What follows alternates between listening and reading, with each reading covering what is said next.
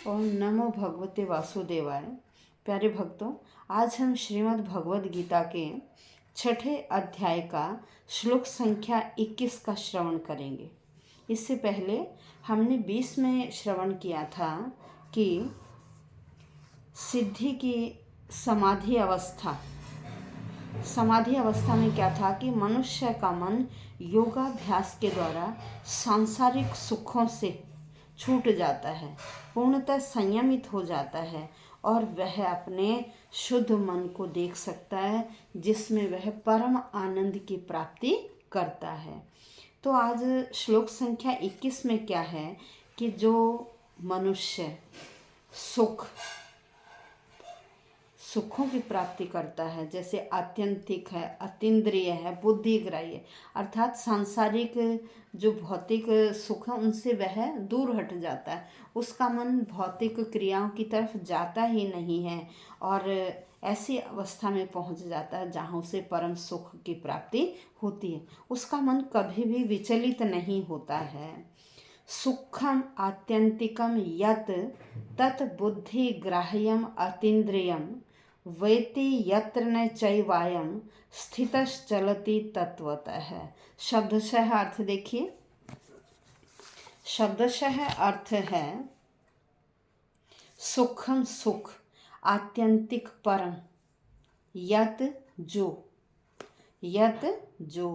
तत् वह, बुद्धि से, ग्राह्यम ग्रहण करने योग्य है, अतीन्द्रियम दिव्य है, वेति वह जानता है, यत्र जिसमें, न कभी नहीं, च और या भी, एव निश्चय ही, अयम यह, स्थित हो जाता है, चलती कभी हटता नहीं है, तत्वतः उस तत्व से अर्थात उस परम सत्य से कभी भी हटता नहीं है।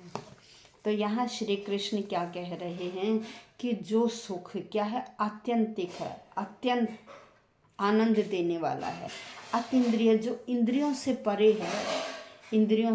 परे है और बुद्धिग्राह्य, बुद्धि के द्वारा ग्रहण करने योग्य है। उस सुख का हम जिस अवस्था में अनुभव करते हैं और उस सुख में स्थित ध्यान योगी का कभी भी उस परम सत्य से मन विचलित नहीं होता है, क्योंकि ध्यान योगी को जिस अविनाशी सुख का अनुभव होता है वह प्रकृति जन्य गुणों से परे है, वह इन इंद्रियों से उत्पन्न गुणों से परे है। इसीलिए उस सुख को आत्यंतिक सुख कहते हैं या वह सात्विक सुख से विलक्षण है, इसीलिए अतीन्द्रिय कहा जाता है। राजस सुख, जो राजस सुख है, रजोगुण से उत्पन्न सुख हैं, उनसे भी वह विलक्षण है। और बुद्धिग्राह्य, बुद्धि के द्वारा ही, बुद्धिग्राह्य अर्थात जो तामस सुख है ना, उनसे भी विलक्षण है। सात्विक सुख, राजसिक सुख और जो तामसिक सुख है, ये हमारे इंद्रियों के द्वारा ही ग्राह्य हैं, इन सब से परे की बात है। तो वह परम आनंद है, केवल योगी व्यक्ति ही इस परम आनंद को प्राप्त कर पाता है।